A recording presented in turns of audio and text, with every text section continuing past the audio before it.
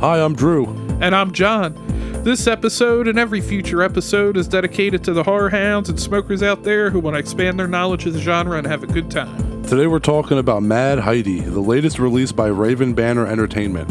It's the first Swissploitation flick. That's right, I said Swissploitation. And it's an insane, over-the-top, blood-soaked take on the children's book series. And we're going to review it today on High on Horror. Interviews, reviews, and the latest news all rolled into one.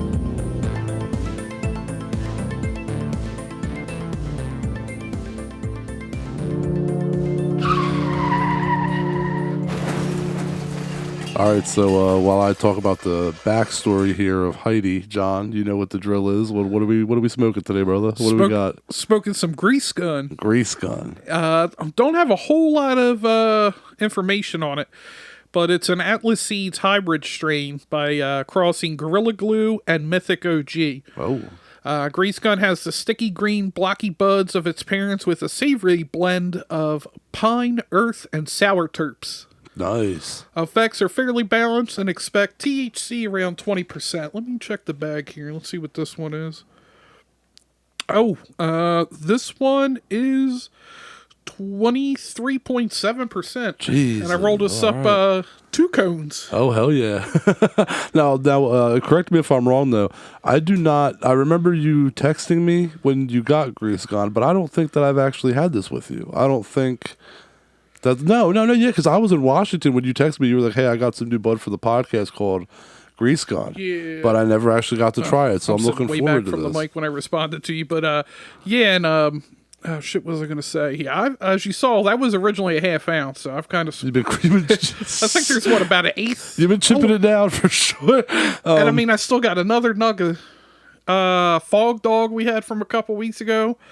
And then I still got some of the shit. I forget what the strain was last week. I got from when Maryland opened, but I still got some of that too. Yeah, I can't remember that. We'll have to run back to last week's episode and find out. And we also got some of those live resin carts, and I got those pretty cheap because the manager told me that somebody fucked up the prices and saw now they're like at least double what I actually paid for them. Yeah, you said like they were like half price what we paid, right? And now it's like double. That's insane. But yeah, hopefully Grease Gun is a good bud to get us through talking about Mad Heidi, because man, I'm excited to talk about this one. So it turns out I didn't know this actually until I had started doing some research before this episode. But Heidi is a German children's book about a 5-year-old girl living in the Swiss Alps with her grandparents, and apparently it's a very popular book. And yeah, they made a bunch of movies, like those Heidi movies from like the 50s and 60s, were based out of those books. Yeah, there were a total of 7 books, and only 2 were translated and published in English. And there was also a live-action TV show, which was very much in the fashion of like Little House on the Prairie, and there was an anime as well. And Mad Heidi, the crowdfunded movie, it's insane to think that this movie is crowdfunded, takes that concept and makes Heidi a 24-year-old revenge-seeking badass, starring Alice Lucy as Heidi and Starship Troopers Casper Van Dien as President Mealy.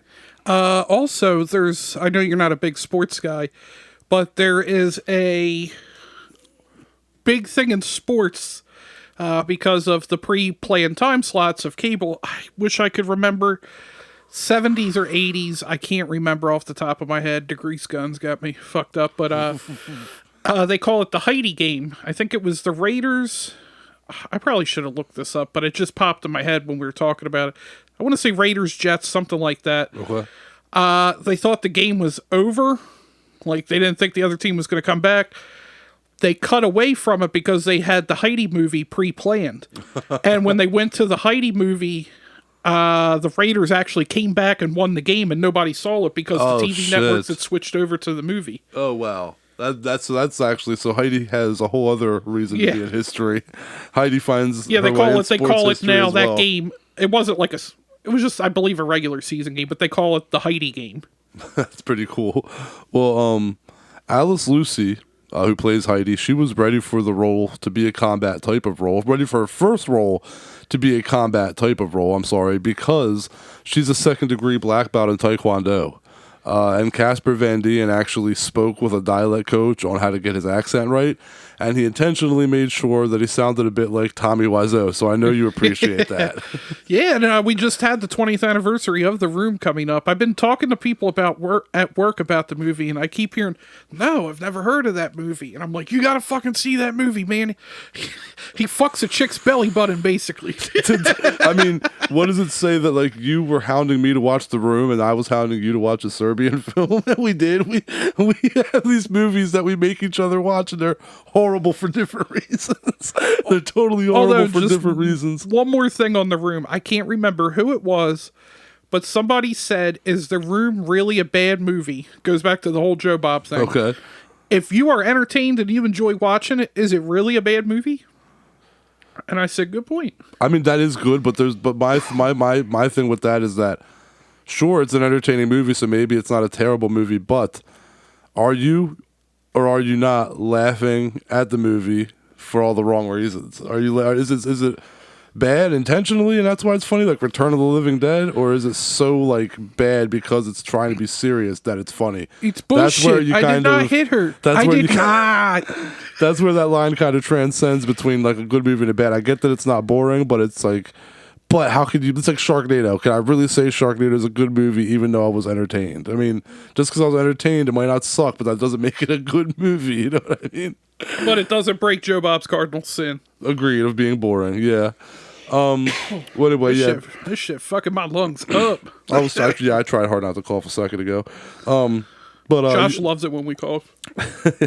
But so neither actor, Alice or Casper, they neither one expected Mad Heidi to turn out as well shot and as beautifully shot as it did, due to how schlocky the script was. I find that pretty funny. So they went in thinking this movie's probably going to look like a piece of crap because the script's very exploitation-y, you know? I'm just going to touch on it briefly because I'll get into it when we're talking about the film. I, too, was shocked. It was actually one of my notes, I think you probably saw, was how beautiful, like especially that opening shot looks. Yes. Sometimes, I guess maybe this is an early criticism, sometimes I feel like it almost looks too clean and I grant there's no other Swissploitation films to put it against, but it sometimes it feels like it's above that grindhouse feel, like it's. But I mean, I guess that is the technology we have. I'll save that for when we talk about the movie. We can go more into depth on that. But. Okay. No, yeah, definitely. And I wanted to touch on your other point real quick. Okay. I was not surprised, really, to find out she had a martial arts background, because as opposed to like me watching Buffy, you could tell Sarah Michelle Gellar has no martial arts background. Like, right. Her kicks looked believable and stuff like that. Like it didn't look fake or somebody that just learned how to do this. I agree. Definitely. Well, they underwent 2.5 weeks of training. Well, Alice did anyway. For the entire movie, and the entire movie was filmed on location in Switzerland, with the exception being that some sets were built in a warehouse, but still in Switzerland nonetheless. They were actually called Mad Heidi Studios.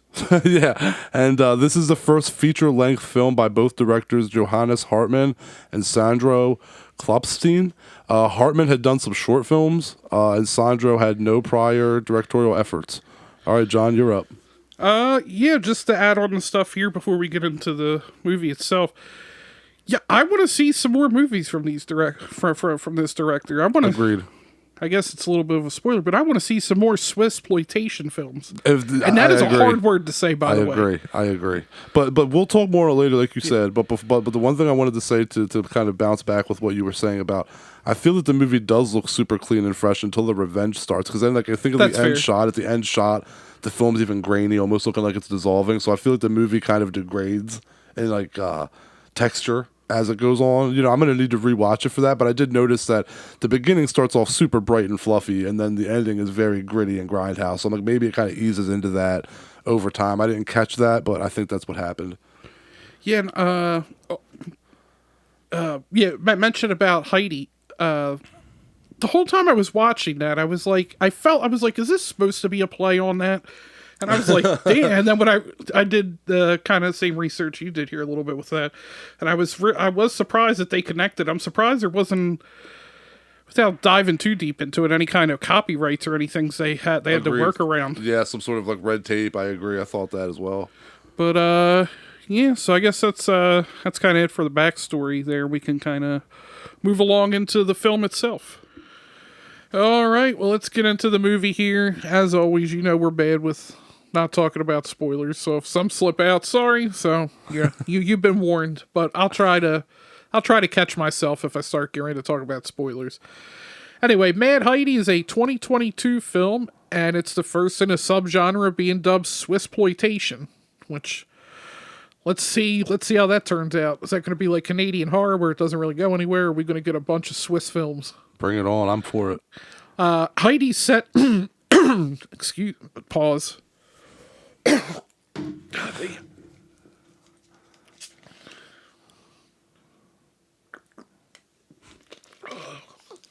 Just start it from the top. All right, I'll start it all the way. So just delete all that Joshy Boo.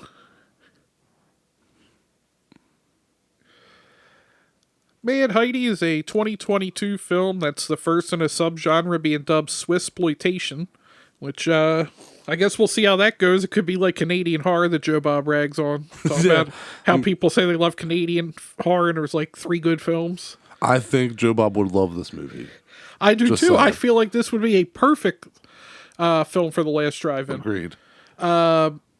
But it's set to make its North America premiere on July 21st. You can catch it on most of your favorite streaming services, or you can just go pick up the physical copy on Blu-ray, which I don't know if you caught the name of the like special edition Blu-ray. It's called the Extra Cheese edition. Yes, and like Raven Banner's Psycho Gorman release, it comes with trading cards. That's what made me want it. I was like, fucking trading cards again. Why are you doing this to me? And the film stars Alice Lucy, as you mentioned, in her first role. This is a bit of a darker take on the classic tale of Heidi. And Heidi lives in the Swiss Alps with her grandfather. I could never say his name, Alfofi or something like that. Yeah, I'm not familiar. I'll go with that. But it's played by David Schofield. Switzerland is ran by a dictator named President Mali, who wants world domination through cheese. He wants to rid Switzerland of people who are lactose intolerant. Yeah, it's honestly, this is going to sound super dark from the beginning. There's a lot of Holocaust overtones. Yes, a lot of Hitler in there. A lot of outfits that look very Nazi-ish. They're taking them to a camp and making them eat cheese to see if they're lactose intolerant. It's pretty ridiculous. And her boyfriend, Heidi's boyfriend. I'm just calling her by the actress name, Alice. Heidi's boyfriend is a dude that I think we both like, Goat Peter. Goat Peter, yes. Because he sells illegal goat cheese. Like, he's out there on the black market. And that scene, I mean, I guess I'm ruining it, but when they go in and it's like a fucking scene from Scarface and he cuts open the cheese, dude, yes. Like it's like in blocks. Like, I was just gonna say, yeah, the goat cheese is being dealt in like bricks, like wrapped in cellophane. And like you said, I legit cracked up how the dude used like a switchblade to cut it open and then takes a little lump out on his, like it looked like cocaine on the knife, but then he's like eating it. He's like, oh, it's creamy. And like he's trying to like, that shit killed me. That was great. He ends up getting killed by government thugs for selling the cheese. And this starts Heidi on her heroine's journey. And also before the film, I gotta imagine it'll probably be in the retail release. But there was a narration talking about how the film was made with no studio. Mm-hmm. It was just people and their love of cinema. And they were asking for no piracy. So I don't know if maybe that was just something for the screener. But I gotta imagine it. I think maybe it'll be in retail release. Yeah, I think it's going to be through retail release because I think that the message is true. I think that they're trying to put their message out there, but it's also true to like old grindhouse cinema to kind of put like some sort of warning before a movie. So I feel like it's like a double. And it also double entendre. Maybe spoilers later. The ending at the very end felt very grindhouse. Yes, as well. 100%. Yeah. But yeah, with the opening scene with the Swiss Alps in the back and like the protests, like Yeah. Like we're talking, that was just so beautifully shot.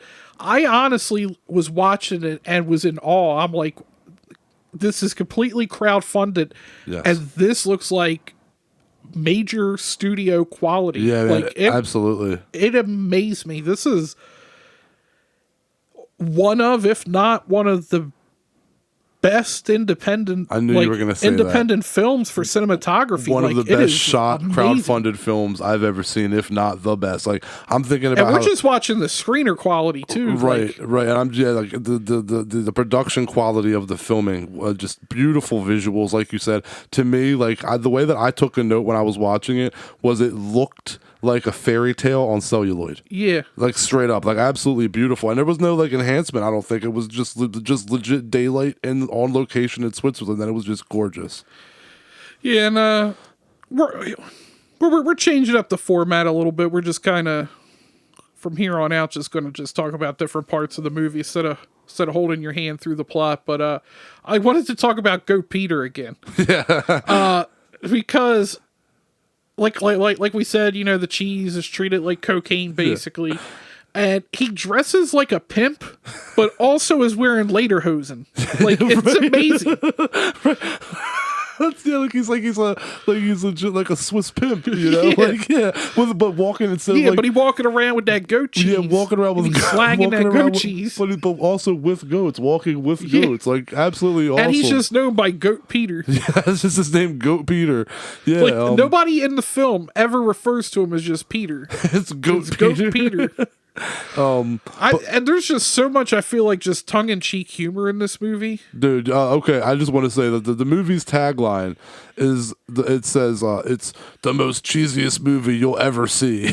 And I didn't mean to take it literally either. I correct, but even more to that point, I did not expect to actually see someone legit getting waterboarded with fondue. Like, I was fucking cracking up. Yes, I forgot about that. I was like, this motherfucker's being interrogated for who he bought his cheese from. What the fuck? They have him there.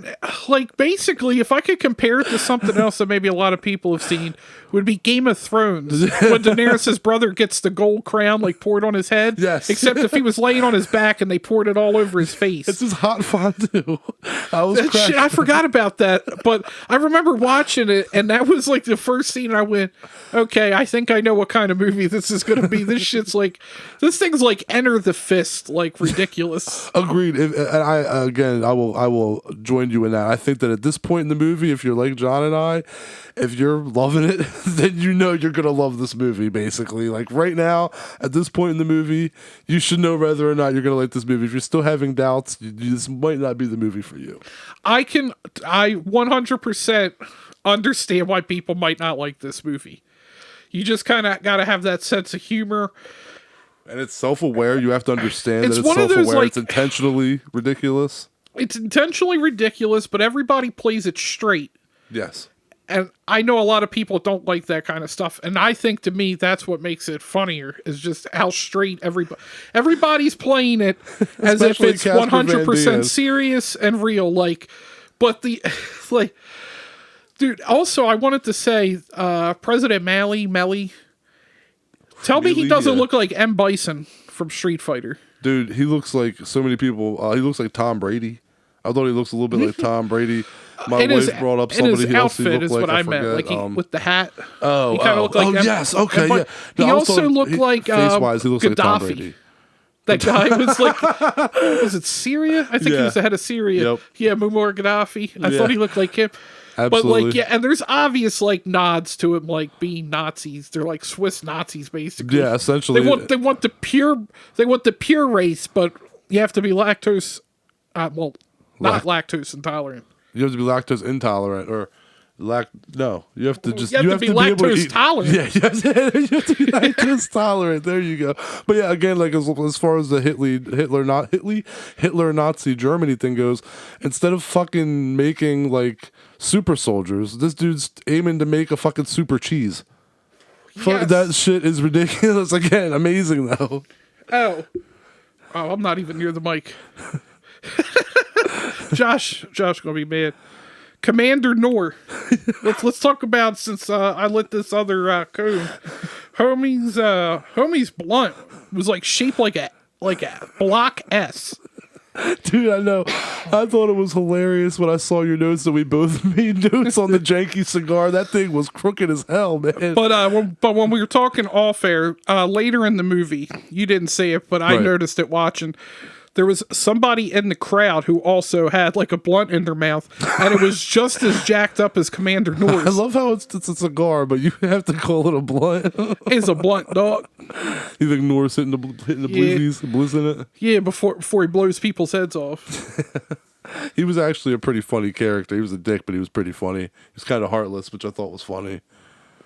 He also has a very fucked up scene that I just forgot about. He's a very kinky guy. I'm not even going to talk about that. Y'all have to see that when you watch the movie. I can't look at hot dogs the same. That's all I'll say. With Fair mustard. enough. That's why I don't put mustard on my hot dogs. Sue me.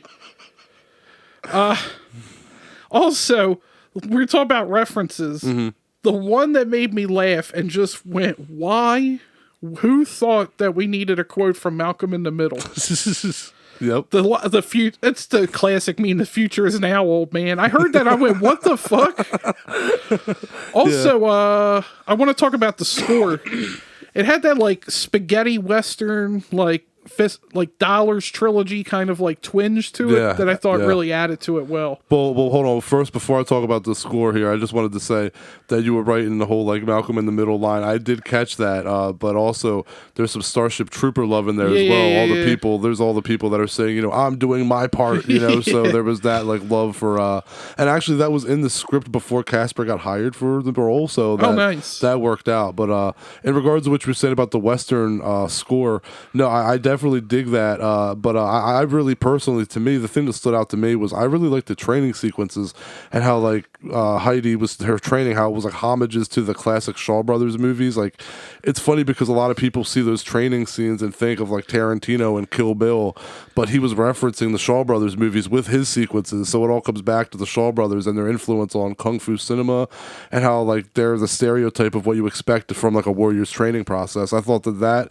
and the score as well, because there's a lot of like Western scores in those films, and like, you know, so it all went hand in hand. I loved that. I also, the other thing I thought about was 80s action movies with the training scene because of those fucking montages. Like that was the first thing I thought of. 80s, yeah, for sure. Yeah, just like, you know, the Rocky montage, like the training montage, yeah. I mean, even South Park made fun of it in the skiing one.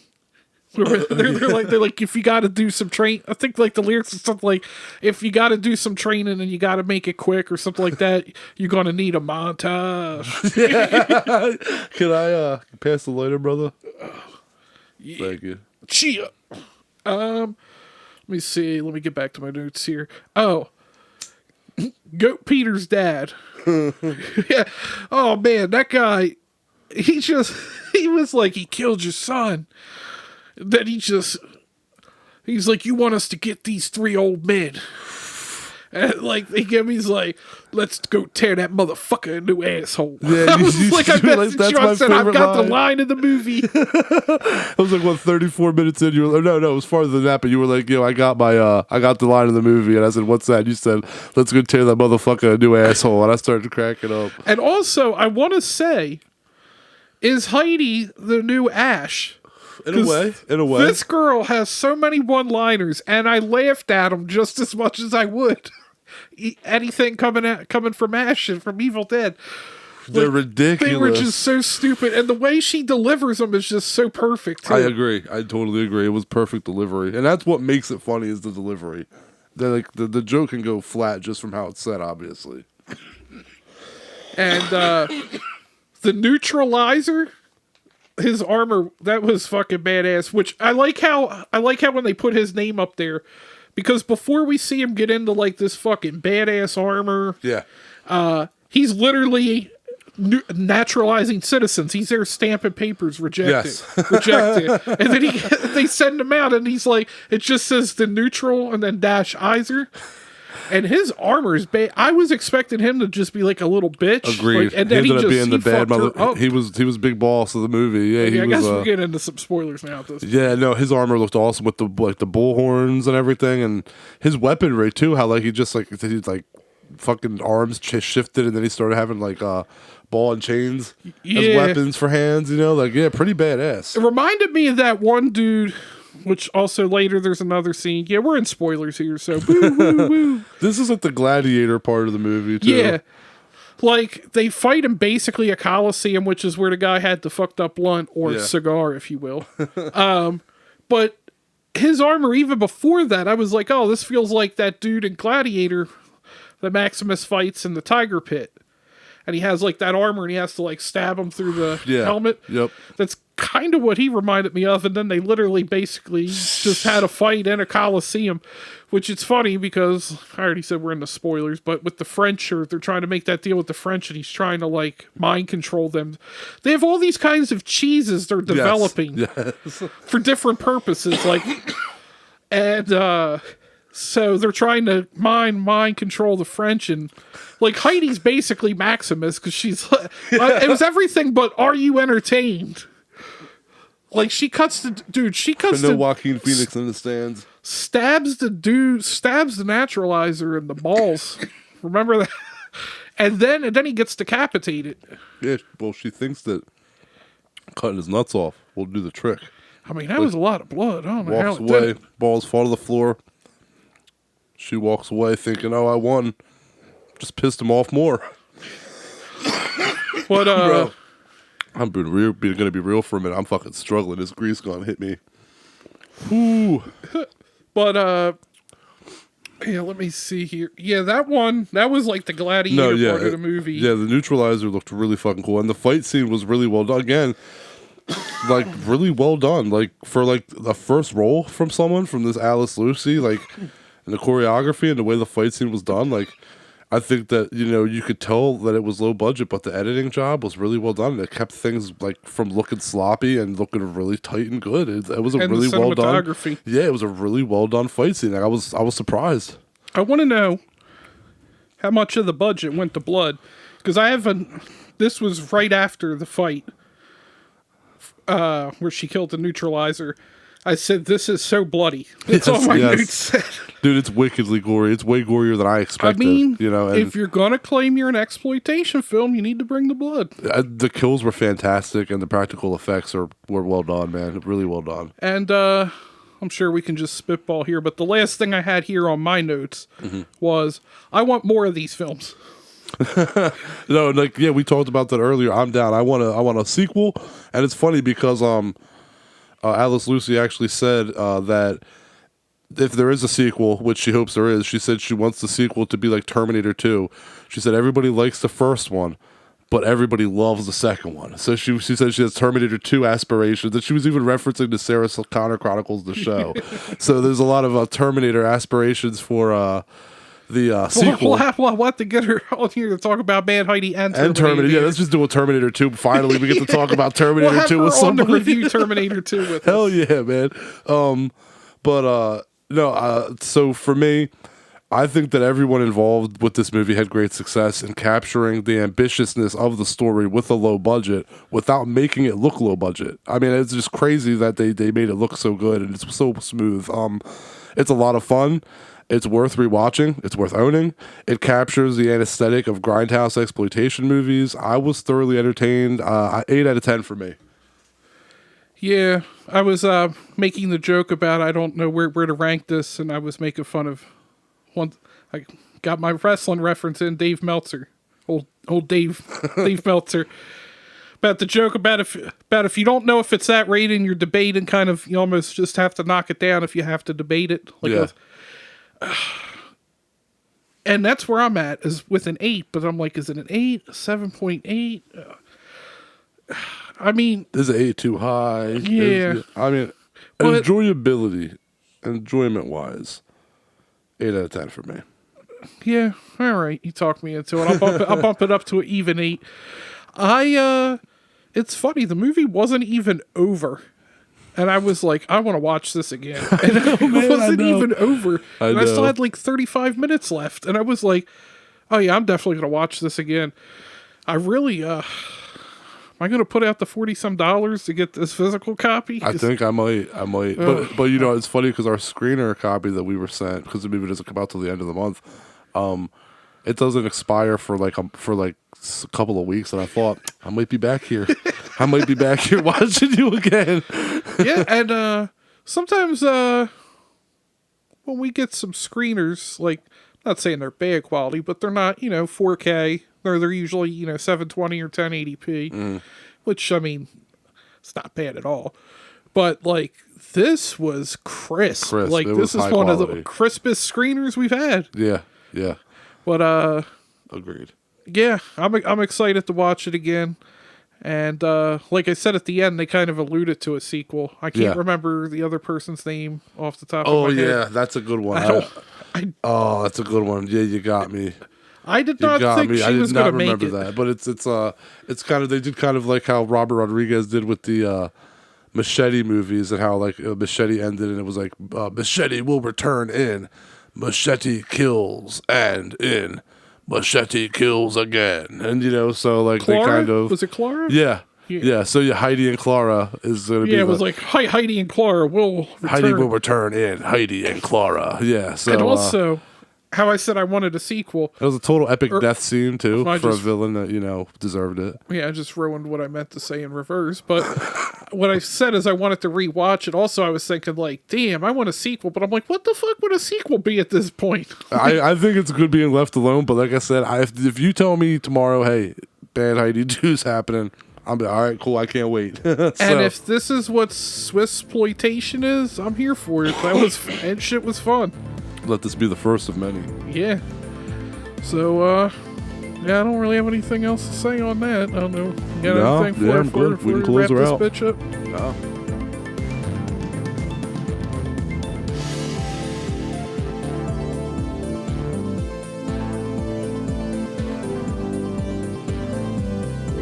Thanks to all the horror hounds and smokers out there for tuning in. I guess just like last week, next week will be a mystery. So make sure to follow us at High on Horror 420.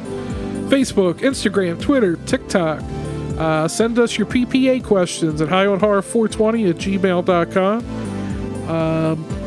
And make sure to check out our website, highonhorror.com. See, remember last week I flew right through this. Now, I think what it is it depends on the weed. Like this week it slowed me back a little bit. And I had to think more. Where last week sounds good though. You're doing good. You're getting it done. Thank you. I thought, hey, he sounds pretty smooth. But I guess that'll about wrap her up. Catch you later. See you all next week.